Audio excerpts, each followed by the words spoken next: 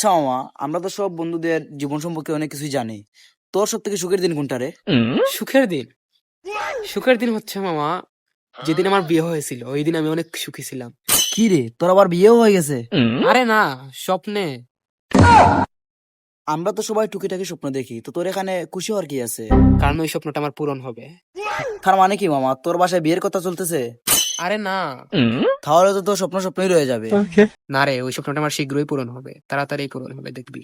কেমনে কি ভাই, কেমনে পূরণ হবে? তোর বাসায় বিয়ার মাস চলতেছে না, তো কেমনে পূরণ হবে? কারণ ওই স্বপ্নটা আমি ভোরে দেখেছিলাম, আর ভোরের স্বপ্ন সবসময় সত্যি হয়। ও, তার মানে তো তোর অনেক লাকি দিন যাচ্ছে রে। তো কবে দেখছিস ওই স্বপ্নটা? বেশি না মামা, 5 থেকে 6 বছর আগে। ঠিক আছে মামা, তোর স্বপ্ন 5-6 বছর পর এমনিতেই পূরণ হবে। আমার বাসায় বিয়ের কথা চলতেছে, দাওয়াত রইলো, আর তুই তো স্বপ্ন নিয়ে থাক। স্বপ্ন দেখলাম আমি, পূরণ হচ্ছে ওর।